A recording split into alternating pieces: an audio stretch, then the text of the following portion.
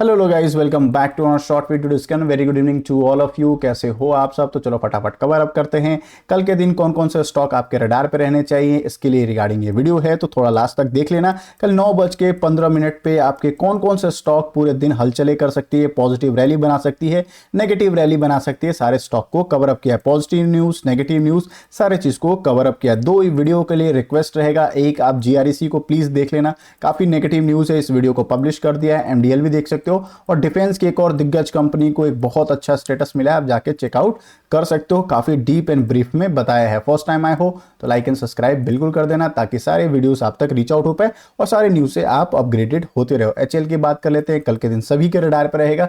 इसको एक और अपग्रेडेशन मिल चुका है। एचएल जो है महारत्ना का स्टेटस पा चुका है, तो आने वाला टाइम में कल के दिन क्या ये रैली करता है कि नहीं, उसमें एक मेजर रीजन है।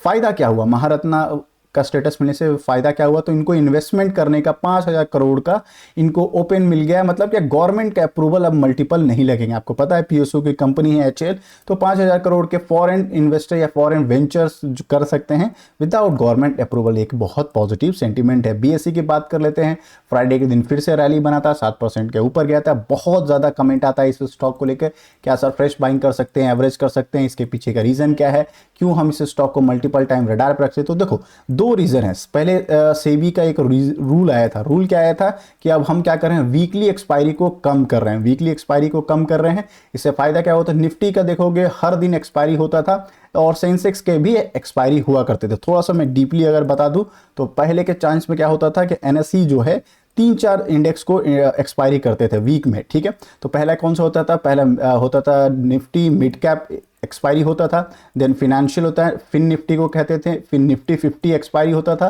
फिर बैंक निफ्टी को एक्सपायरी कर, मतलब कि मंडे टू थर्सडे जो एक्सपायरी होता था निफ्टी का। ठीक है, अब फिर सेंसेक्स का भी एक्सपायरी होता था, सेंसेक्स 50 एक्सपायरी होते थे, सेंसेक्स एक्सपायरी होता था, देन बैनेक्स को एक्सपायरी होते थे ये। ठीक है, सेबी का रूल आया कि वीक में सिर्फ एक इंडेक्स को ही एक्सपायरी किया जाएगा जो भी करना है। तो एनएसई ने फाइनलाइज किया कि एनएसई सिर्फ निफ्टी 50 को एक्सपायरी में रखेगा, और सेबी का एक जो रूल आया, तो सेंसेक्स ने बोला है सेंसेक्स को सिर्फ हम एक्सपायरी करेंगे। मतलब वीक में सिर्फ 2 एक्सपायरी होंगे। कौन से होंगे? निफ्टी 50 का एक्सपायरी होगा, और एक सेंसेक्स का एक्सपायरी जो है 50 को होता है, फ्राइडे को होता है, वो एक एक्सपायरी होगा। अब क्या होगा, जो पहले फिन निफ्टी करते थे, मिड कैप करते थे, बैंक निफ्टी करते थे, वो क्या करेंगे? आइदर निफ्टी 50 में जाएंगे, या इन तीनों में से कोई एक जाएगा सेंसेक्स में। सेंसेक्स का क्या होगा, पहले से वॉल्यूम बढ़ते हुए नजर आ जाएगा, ट्रेडिंग वॉल्यूम बढ़ते हुए नजर आ जाएगा। ट्रेडिंग वॉल्यूम बढ़ेगा तो सिंपल बात है, रेवेन्यू बढ़ जाएगा, क्योंकि आपको पता है चार्जेस वगैरह, जो टैक्सेस वगैरह कटते हैं, चार्जेस जो लगते हैं किसी भी इंडेक्स में ट्रेड करने के लिए, वो चार्जेस बढ़ जाएंगे, रेवेन्यू जंप हो जाएगा, सेल्स जंप हो जाएगा। सेल्स जंप होगा तो आने वाला जो Q3 का क्वार्टर है वो शानदार 5 स्टार होते हुए दिख जाएगा। ये मल्टीपल टाइम बताया है। इसका पीछे का सबसे अच्छा एग्जाम्पल है ट्रेंड। ट्रेंड को अगर आप कंसिडर करोगे, कितना 1400 रुपए के आसपास देखना, पिछले साल के आसपास देखना, फरवरी के आसपास मिलेगा। अभी को देखोगे 8,000 के लेवल के आसपास। ये रॉकेट क्यों बनते गया? क्योंकि इसका सेल्स रेवेन्यू का ग्रोथ कंटिन्यू उसका बढ़ते चला गया, और टारगेट 8,000 के ऊपर ट्रेड हो रहा है। क्या ये 8,000 जा सकता है? देखो, जाने का कुछ भी हो सकता है, बस एक चीज का ध्यान रखना, अगर टॉप लेवल पे बाई करो, क्योंकि ये टॉप लेवल पे चल रहा है, तो क्वांटिटी को थोड़ा सा रिस्क रिवॉर्ड मैनेज करके चलना।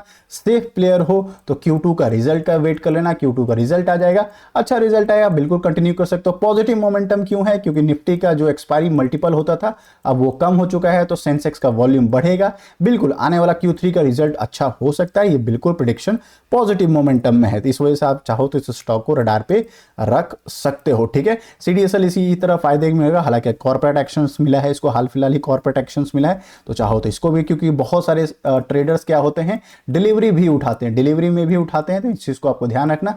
ट्रेड होता है तो कोई बहुत लोग डिलीवरी में उठाते हैं, डिलीवरी में भी ये स्टॉक को डीपी चार्जेस वगैरह मिलते हुए दिख जाएंगे। या फिर इसको स्टॉक को रैली में और भी बनने का क्या है, तो डीमेट अकाउंट इसका शानदार 4.2 मिलियन के आसपास जो है सितंबर मंथ में ज्यादा खुलते हुए डीमेट अकाउंट दिखा था। अब डीमेट अकाउंट खुलेगा तो आपको जाहिर सी बात है, आपको चार्जेस अच्छे खासे जो है सीडीएसएल को मिलते हुए, क्योंकि एनएसडीएल तो लिस्टेड अभी नहीं है। तो कमाल का न्यूज है। तो चाहो तो सीडीएसएल को रडार पे रख लो, बीएसई को भी आप रडार पे रख सकते हो। 4.4 मिलियन के आसपास जो है सितंबर में क्या हुआ था, डीमेट अकाउंट खुला था, जो कि शानदार बात है। तो बीएसई, चाहे बात करो CDSL रॉकेट बनने वाले, आप चाहो तो इन सारे स्टॉक को रडार पे रख सकते हो। बट अगर बाय कर रहे हो BSE को तो एक चीज़ का ध्यान रखना, Q2 का रिजल्ट आ रहा है, या फिर अगर कंसीडर करोगे तो थोड़ा सा क्वांटिटी को मैनेज करके देना, या 20% जो प्रॉफिट बुकिंग में आएगा फिर इसको कहीं कंसीडर कर सकते हो। मैं आपको डायरेक्टली रिकमेंडेशन नहीं करूँगा, बट चेकआउट जरूर कर लेना। इरेडा की बात कर लेते हैं। पॉजिटिव सेंटीमेंट बना हुआ है, Q2 का रिजल्ट अच्छा है। इरेडा ने एक और नया B2B सेगमेंट में जाने का अनाउंसमेंट कर दिया है, मतलब एक और सब्सिडरी ओपन कर रहे हैं। मेजोरिटी फोकस रहेगा उनका EV स्टोरेज, ग्रीन टेक्नोलॉजी, मतलब रिन्यूएबल सेक्टर में ये फोकस कर रहे हैं। एक और सब्सिडरी कंपनी खोलने का। रिजल्ट अच्छा था, Q2 का रिजल्ट प्यारा था। ईयर ऑन ईयर की बात करें तो अच्छा खासा जंप 36% के आसपास दिख रहा था। तो अभी तक एंजॉय कर रहे हो इरेडा का स्टॉक तो कंटिन्यू कर सकते हो, ठीक है। आई होप अभी तक एनालिसिस अच्छे लग रहा हो तो लाइक एंड सब्सक्राइब बिल्कुल कर देना, ताकि मेरे वीडियोस आप तक रीच आउट होते रहें और आप भी न्यूज से अपडेटेड रहें, ताकि आपके पोर्टफोलियो स्ट्रांग रहे। एवेन्यू सुपरमार्ट की बात करें या फिर डीमेट की बात करें, इसका भी Q2 का रिजल्ट आ चुका है। रिजल्ट बहुत प्यारा है। अगर आपके पास बाइंग ऑन डिप का अपॉर्चुनिटी है, बिल्कुल कंसीडर करना। ये स्टॉक बहुत शानदार है। टॉप लेवल से भी ये भी करेक्शंस भी अच्छा खासा ये दिखा चुका है, ठीक है। 15% से ऊपर करेक्शन है। कमाल का स्टॉक है। लॉन्ग टर्म का पर्सपेक्टिव बना रहे हो, शानदार ये कंपनी है। रिजल्ट बिल्कुल खराब नहीं है। चाहे बात करें रेवेन्यू में जंप है, प्रॉफिट में भी जंप है, तब आगे बैठे रह सकते हो, ठीक है। जियोफिन की कल के दिन रडार पे रखना, क्योंकि इनका एक और ऐप जो है लॉन्च होते हुए गूगल प्ले स्टोर और ऐप प्ले स्टोर पे आ चुका है। तो चाहो तो इस चीज के लिए भी रडार पे रख सकते हो। उन्होंने अपना माई जियो करके एक ऐप है उसको लॉन्च कर दिया है। मेजरली फोकस रहेगा लोन्स को लेकर, UPI पेमेंट्स को लेकर।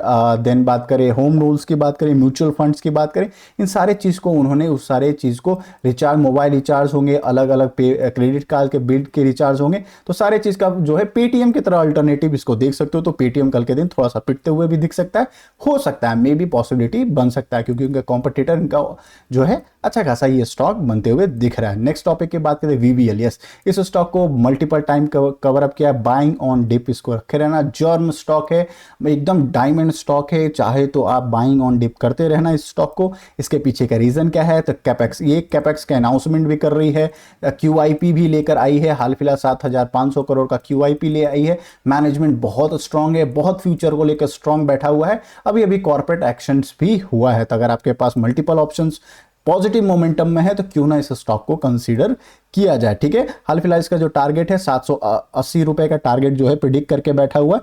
किसने, HSB ने जो मेंटेन किया 780 का टारगेट मेंटेन किया है, ठीक है। QIP इनका जो 7,500 करोड़ का आया था वो कैपेक्स का अनाउंसमेंट किया है, या फिर आने वाले टाइम में जो बिजनेस एक्सपेंशन का बातचीत कर रहे हैं। नेक्स्ट बात करें टीटागढ़ रेल सिस्टम, इसके रिगार्डिंग भी बहुत कमेंट आता है। बहुत लोग टॉप लेवल पर खरीद कर बैठे हुए। स्टॉक बहुत प्यारा है, मल्टी बैगर रिटर्न देकर बैठा हुआ है। चाहे बात करें आप लोअर लेवल पर अगर किसी ने खरीद कर बैठा हुआ है तो, हालांकि 1000% से ऊपर, 2,000% से ऊपर का रिटर्न दिया है। दिक्कत क्या है, जिसने टॉप लेवल खरीदा है, बहुत अच्छे लेवल पे मिल रहा है, बहुत अच्छे लेवल पे मिल रहा है। चाहो तो इसको कंसीडर कर सकते हो। बाइंग ऑन डिप 40% से ऊपर करेक्शन ये दिखा चुका है, ठीक है। अब हम बात कर लेते हैं एक सबसे ज्यादा रडार रखने के कल के दिन, यस, FIS जो है कंटिन्यू सेलिंग कर रहे हैं। लगभग 58,000 करोड़ का जो है सेलिंग करके रख दिए हैं। आने वाले टाइम में क्या ये सेलिंग कंटिन्यू हो सकता है, क्योंकि लास्ट टाइम से देखोगे, हालांकि फ्राइडे सेशन में 4,000 करोड़ के आसपास सेल आउट किया था, उससे पहले 5,000 का, 4,500 का कंटिन्यू सेलिंग हो रहा है। DIS तो बाइंग कर रहे हैं, बट FIS का बार बार निकलना सबसे ज्यादा इंपॉर्टेंट। मैं मल्टीपल टाइम बोला हूं, FIS जो है सेलिंग कर रहे हैं सबसे ज्यादा PSU स्टॉक में। मतलब जितने भी PSU स्टॉक है, आप जरूर जितने भी शेयर होल्डिंग पैटर्न्स अपडेट होंगे चेकआउट करते रहना अपने स्टॉक के। अगर वहां से सेल आउट कर रहे हैं तो अलर्ट हो जाना, ठीक है। नेक्स्ट टॉपिक की बात कर लेते हैं, यस, जो बहुत इंपॉर्टेंट है, GMP, हुंडई मोटर्स का GMP की बातचीत चल रही है। अपडेट हुआ है थोड़ा सा, 3% के आसपास इसका जो है IPO का लिस्टिंग का गेन हो सकता है। तो थोड़ा ये स्टॉक तो बहुत प्यारा है, but I don't think so कि इतना से ज्यादा, अगर क्योंकि निफ्टी भी प्रॉफिट बुक है, अभी मार्केट का सेंटीमेंट नेगेटिव बना हुआ है, इसलिए GMP जो है डाउनफॉल में आते हुए मिल रहा है, ठीक है। इसके लिए मैं डेडिकेटेड वीडियो भी बना दूंगा, टेंशन लेने की बात नहीं है, ठीक है। एंजल वन कल के दिन आपके रडार पे रहना चाहिए। इसके पीछे का वजह क्या है, एंजल वन की बात कर ले, या फिर बात करें SCL टेक की बात कर ले, या फिर बात कर ले या सबसे बड़ी हाथी कंपनी रिलायंस इंडस्ट्रीज की बात कर ले, या फिर हम बात कर ले स्टर्लिंग एंड विल्सन, जो SW के नाम से भी जाना जाता है, शॉर्ट फॉर्म में बात करें SW सोलार के नाम से भी जाना, इसको भी रडार पर। इसके पीछे का रीजन क्या है, तो कल के दिन इनका Q2 का रिजल्ट आ रहा है। कल इसका रिलायंस इंडस्ट्री का Q2 का रिजल्ट आएगा, रिजल्ट खराब आएगा, देख लेना। निफ्टी कंटिन्यू प्रॉफिट बुकिंग करते हुए दिख जाएगा। ठीक है, अगर बात करें HCL Tech buying on dip रहेगा, रिजल्ट इसका एक्सपेक्टेशन बहुत पॉजिटिव है, मार्केट मोमेंटम लेके बैठी हुई है, 1300 के आसपास इसका बाइंग का रिकमेंडेशन था, वहां भी स्टॉक आज तक आई थी, उसके बाद रॉकेट दे चुका है, 40% का वहां भी रैली दे चुका है। ठीक है, नेक्स्ट टॉपिक बात करते हैं एंजल वन मल्टी बैग का रिटर्न दे चुकी है, टॉप लेवल से ये भी प्रॉफिट बुकिंग में आ चुका है, अच्छा खासा 40-45% का ये भी क्रैश है। कल के दिन अगर इसका रिजल्ट 19-20 रहा तो इसमें भी प्रॉफिट बुकिंग बन सकती है। हालांकि ये लॉन्ग टर्म के लिए स्टॉक बहुत प्यारा है, बहुत प्यारा है, चाहो तो इस स्टॉक को भी आप रडार पे रख सकते हो। सेबी का जो रूल आया है उसके हिसाब से थोड़ा सा जितने भी ब्रोकर फर्म है उसको जरूर तकलीफ होते हुए दिखेगा। उनका जो डीपी चार्जेस थे वो कम होते हुए दिख जाएंगे, क्योंकि बैंक निफ्टी हट गया वीकली एक्सपायरी से। देन हम बात कर ले निफ्टी फिनांस हट चुका है, जिसको फिन निफ्टी कहते हैं। देन मिड कैप हट चुका है, ये वीकली चार्ट से हटे हैं। ठीक है, मंथली में एक्सपायरी होंगे, वीकली में एक्सपायरी नहीं होंगे। बैंक्स हटते हुए दिख रहा है, देन सेंसेक्स 50 हटते हुए दिख रहा है। इन सारे चीज़ से क्या होगा, थोड़ा सा वॉल्यूम ऑफ ट्रेड जो है, या फिर कहूँ इनको डीपी चार्जेस कम होते हुए, डीपी चार्जेस के लिए माफी चाहूंगा, इनके जो ब्रोकर चार्जेस थे वो कम होते हुए मिल जाएंगे। तो इससे वजह से थोड़ा सा इनका आने वाला सेल्स का पैटर्न थोड़ा नेगेटिव मिलते हुए आपको मिल जाएगा। तो कल के दिन काफी सारे स्टॉक का रडार पर रख सकते हो। आलोक इंडस्ट्रीज का भी Q2 का रिजल्ट है, उसके बाद एंजल वन, सेनेक का, डीएचएल, गोपल का, एचसीएल का, आईटीएल का, काफी सारे स्टॉक को इंपॉर्टेंट है कल के दिन रडार पे रखना। ओरिएंट होटल्स का भी आ रहा है, प्रीमियम का भी आ रहा है, तो सारे स्टॉक को रडार पे रखना। हमारे रिलायंस इंडस्ट्री बहुत ज्यादा इंपॉर्टेंट रहेगा, एचसीएल बहुत इंपॉर्टेंट रहेगा, एंजल वन बहुत इंपॉर्टेंट रहेगा। इन सारे स्टॉक को आप जरूर से जरूर रडार पे रखना। मेरे चैनल को सब्सक्राइब कर देना, मैं डेडिकेटेड वीडियो आपको बना के पब्लिश करता रहूंगा, तो आपको टेंशन वाली बात नहीं होनी चाहिए। मैं सारे चीजों को हर एक Q1 Q2 का जो रिजल्ट आता है वो पब्लिश करते रहता हूं, तो चेकआउट आउट करते रहोगे ताकि आपके पोर्टफोलियो स्ट्रांग बने रहे। आई होप मेरे एनालिसिस अच्छे लग रहे होंगे, तो लाइक एंड सब्सक्राइब कर देना। मिलते हैं एक और वीडियो में, तब तक के लिए बाय बाय।